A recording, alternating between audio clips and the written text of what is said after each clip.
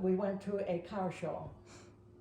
And because I do walk slower, which is fine. I mean, I understand that when you get to be older. But she said, hey, you know what? You should take the walker. Boy, did I walk and I could keep up with everybody. She said, here's Carol, slow down, slow down. I was ready to go with this walker fast. Just because it was easy. It was easy. It was easy. Yeah. Yes. Now, I also noticed we discussed about 徐道芬. By the way, 徐道芬老师 was the dean of the English department. Right. She also was dean of FAL for a while. Foreign Affairs Office. Yeah, for a while. And also she was the teacher of Xiaowu. My teacher. Yes, Xiaowu. yes. So we, I ask you this question. It's related, by the way. It's related as a trick of bets leading all the way to 96. So this reminds me something, or let me think of something that, regardless of the cultural background, Yeah.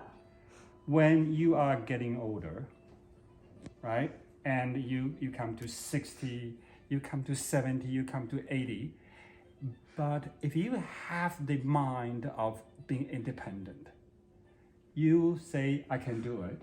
I will do it myself without getting hold unless it has to be. I've given up. You know, I just do it. Right. Now. Right. But you reminded me of something, and that is that when I like to keep busy. I like to keep involved in organizations. And I think if I didn't do that, if I were home, I belong to two book clubs, for example, and I read 2 books a month. And if I didn't do all of these things, I think that I would end up, you know, sitting on the front porch in a wheelchair or a rocking chair, you know, just sitting Right. there. So. And that's not what I want to do. Right. If I go, I want to go. That's Right. it. Right. And by the way, I'm the eldest of any person in my whole life in the past. You know, grandfather, grandmother, mother, father. I'm the eldest. No one has ever lived this long. Right. And don't ask me why. I just because of all these what we're discussing. You know, I like to exercise. I was a PE teacher. Right. We'll go on that part later. Oh, okay. Okay. So you just mentioned about you read 2 books. Yeah. Every month. Yep. Okay. So can you tell us and share with the audience here what are the 2 books you just read? Oh heavens! Now I got to look on the list. One was The Frenchman and the Long Knives, and I've forgotten the author, but it was a historical book, and a very, very good book, by the way. And the one I'm reading now, is called The Kitchen Front, which I found out in the book that it's a program. Some people are teaching other people how to cook. And it's about families. The book is quite interesting. It's not about the program, it's about the families that are trying to compete to be on the program. So that's what I'm reading now. But I have a list from the last 2 years. I keep a list in my computer about all the books I've read. Okay. One of the reasons I'm asking you this is because too many people who pass 80, and one of the challenges they face is what we call the short memories. The who? The short memory. Oh! Yeah. And it sounds to me like you don't lose your short memory. You are still remember You know, the last two books you read, what's it about, even though you may not remember the author or the title, but at least you I still, don't remember the author, in fact, of the front, Jennifer Ryan. Isn't that funny? See, it just comes to me. right, But, right. yeah. So how, what is the trick here that you have a very sharp and Sharp. strong, Sharp. yeah, sharp and sharp, reliable, short memory. Sharp memory. Well, none of us seem to have, well, yes, I have a sister who cannot remember things. I do have a problem. She has a problem. But I've never had a problem not remembering. If I have to think of a word that I haven't used for a long time, I will go down the alphabet. A, B, C, and I get down to P. What was the word? I forgot. We used Plaque. Plaque. Plaque Yeah, I don't Plaque. use plaque. or tartar. Is that Yeah. tartar? Tartar. Tartar. Yeah, Tartar. That's a new word to me. We were, bantering back and forth with these words. What's the name of the flower again? It starts with a D. It starts with R. R. Rhododendron. Rhododendron. There's a D in there, yeah. Rhododendron. Pass. So we talk about short memories, and now we're coming to a topic which, at least I understand, to many of the Chinese communities, considered as a taboo. And I guess sometimes even in other cultural backgrounds, communities, also you consider it as a taboo. However, to you just talk about it as, yeah, I'm going to have a lunch tomorrow, or I'm going to go to Safeway, or I'm going to see a friend. He's talking about the word death. Right, exactly. So death is a taboo. But however, to Beth, death is not a taboo. Sounds like, yeah, it's going to happen, and I will just let it happen. When that day When comes, it happens. it happens, it happens. Well, I have to say that all my friends are gone. I don't have any my age anymore. Right, So, but that doesn't make any difference, because if you're young in here, you continue to have friends that are younger. And we're all the same by the time you age get, doesn't mean anything, I think. say, The age doesn't really matter that much. that's right. Yeah. You get it's to a just- specific age, and it doesn't make any difference anymore. We were talking about that with my sisters. We get on the Zoom I have 3 sisters, younger than I am. And we were talking about that. We were saying that once you get to a particular age, it doesn't make any difference. I'm just the same as my youngest sister, who is 10 years younger than I am. We look the same with the hair, and we talk about the same kinds of things, so it doesn't make any difference. right. I mean, I don't even feel too old here, except that I have gray hair and nobody else does, except you. Right. You use the same thing as what we do. Probably you know the iPhone better than I do. So. And we stayed up at 12 midnight last night. You did We're too. 20 after 12. 20 after 12 last night. You did too. Okay, I need to draw everybody back to the topic, Death. which is death. So why, I just want to let the audience know here why I raised this topic related with today's interview with the theme of longevity. Yes, I'd like to know.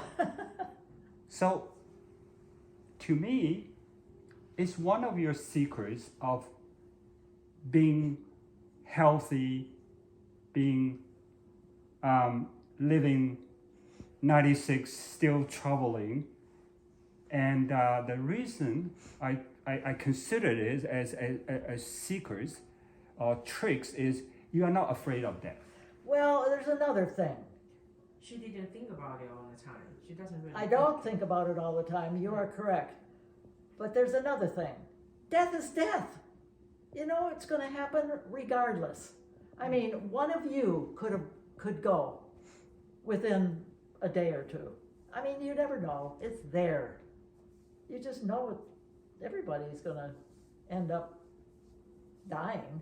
Whether you worry about it, No, whether you afraid of it, no. it's going to happen if It's it gonna happens. happen.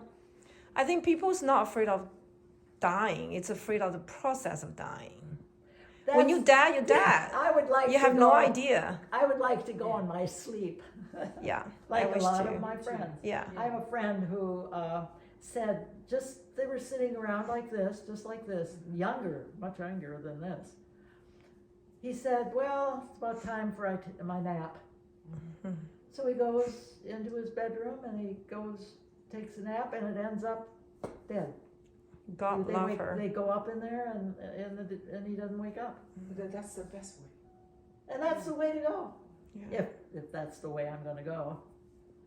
I thought for a while, you know, flying back and forth from China 19 years, that the plane might go down, and I owned the house that my daughter and her husband were living in, and their son were living in. And I thought, oh brother, if anything happens to me, they're gonna be in court with trying to get that house into their name. So I'm going to go. I went to Guangzhou, and I had the deed turned over to them. So Is it now, because- if I went down, I don't care. Is it because when your dad passed away that he didn't do it? So you think about it all the time. Yeah. I actually ask Beth all kind of questions all the time. It's a similar question of what Frank asking now. And the trip, I happened to have a trip with Beth back to Beth's parents' house. Oh, And she told me, I impressed her very deeply. She said, my dad has a fulfilled life, right? he did. And he always has a good view of his life. Yeah, is what she told me. I think your dad taught you a lot. And I think that I take over. I take my dad's words. brain, so to Mhm. speak, or even his feelings, because So, I was the eldest of the 4 girls, and I was the one who went fishing with him. I was the one who went play golf. hiking with him. I was the one who helped if we went camping. I was the one who was helping. And, you know, it was like, I think I was kind of getting all of his goodness into me. And I'll tell you, I would think so. he was the top. He was the top.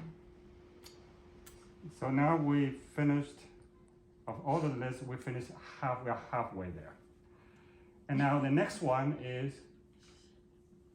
volunteering.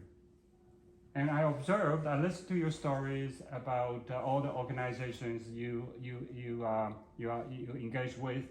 All volunteer. Yeah, you volunteer with. And the way you volunteer is very different as the way that, at least to me, the way you volunteer is different as the way that other people volunteered. And I don't know whether you would agree with me or not. And so tell us about your volunteer and your philosophy of volunteer.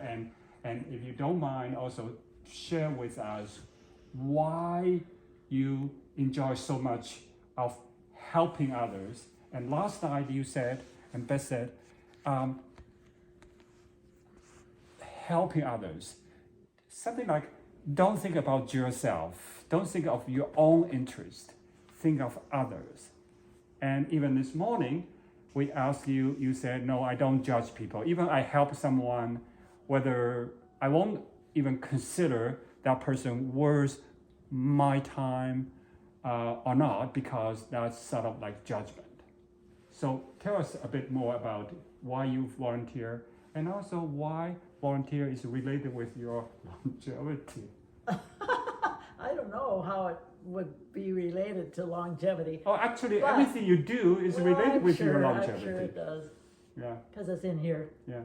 I don't know, volunteering is, yes, I belong to all of these organizations and I volunteer my time. I'm on the board, I do this for them, I do that for them, but there is a time when a person needs something. And I'm going to talk about Jenny, for example. Jenny went to Morningside College. Jenny comes from a very, very small village. I've been there. I've walked around there probably in less than an hour. Her little village. Her parents they didn't have money, even for one-on. I didn't know how they paid for one-on. But when she went to Morningside College, I found out by accident that she was having trouble paying for her room and her food. Apparently someone got her there on the airplane, but so I just helped her while she was there. Just sent her money, or in fact, I visited her and I made sure, maybe that was when I found out that she couldn't pay for all of this stuff. So I just paid for it. But I've done this with a couple other people. Jim Guo, for example, I helped him get into the United States and become a doctor in the United States. He was a doctor in China, but he wanted to come to the States. But he didn't have the money either. So, little by little. But I will tell you something. I'm not going to take my money with me. I'll give it away. I gave Lynette, I have a picture of her opening a big box at Christmas time. And it was very light. She said, "Oh, I wonder what's in here." And she opened it up, and there's one check down there. And it was $1,000. She could not believe it. She could not believe it. I've given $1,000 to Carol. I've given $1,000 to Janice. You know, when I know that they're going to do something, they wanted to paint their whole house. And of course, Carol they have a lot of things that they need to do with that house. So every time I'm there, I help them. But you see, that's the point. Who cares about that? They love it. They thank me 25,000 times. But for me, I really don't care about giving my money away. Right. You also mentioned the other day, you mentioned about in the church, and you encourage one of the ladies there to get out of her house. Her house. Oh, I've done that a lot of times. Right. Tell us something about that. In fact, I part. told Linda that I'll pick you up all the time. I'll come and get you. And what changes have you seen? What changes what? What changes has happened to that lady? Well, at first, when she first came, somebody brought her. She was very quiet, never said a word. And then when we started to pick her up, I was picking her up, she's not that far away. And now she's, coming out of herself. She's feeling very confident about being together with our group. So I think it makes a difference. Yeah. And the reason I ask this is because through lots of books I read and lots of TV programs I watched, and one of the tricks people mentioned is volunteer. It mentioned about volunteer, and it is through volunteer you get enjoyment. You enjoy it because you see that through your contribution of either your money or your time. Well, first of all, I don't know that I can't really say that because I just do it. I just do it. And I get a feeling of great, I've done something for somebody. Right.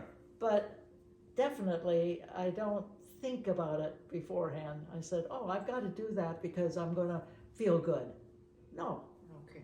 no, never even Just do it. hits me. I just do it. Just do it. Right. Yeah. Just do it.